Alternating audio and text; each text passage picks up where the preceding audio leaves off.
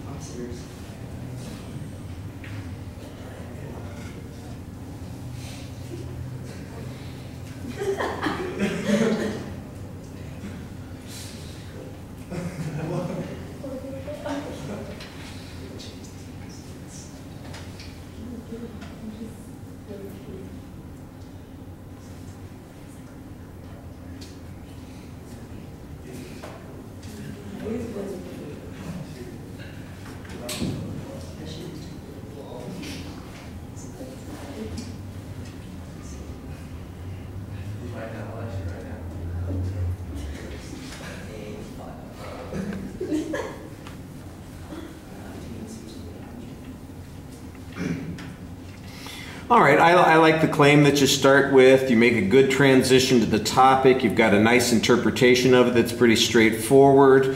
Your point of view could be a little bit sharper, but we know generally where you're going. There's not really there he is. I know he's back here somewhere. I'm just invisible behind other people's heads. That's it.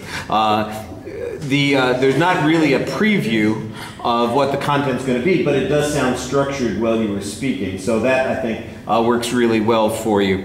I like the development of the ideas. You had a little bit of something to say on each of those points, and I thought that you tried to make them interesting. You had some good examples. There's always more that you'll be able to add to it, and everybody will always think of a little bit more. Right after they sit down, some ideas will start coming into your head. I always tell people you give a better speech in the car on the way home than you do in class, because you think, oh, I could have said that, I could have said that, you know, fill in a little bit. But I thought you did a nice job with what you had. You came up with some pretty good ideas. So content-wise, you're solid.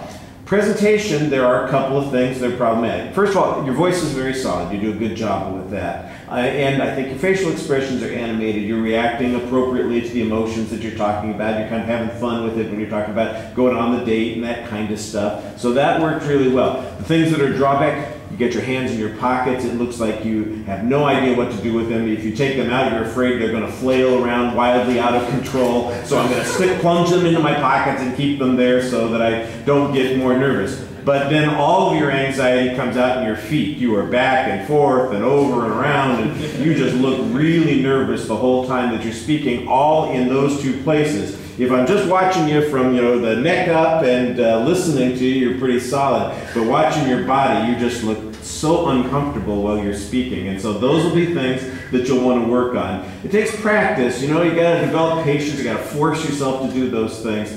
You're good on the content issues. You just need to, plan that, work on those things, make an effort on that, and you'll be fine.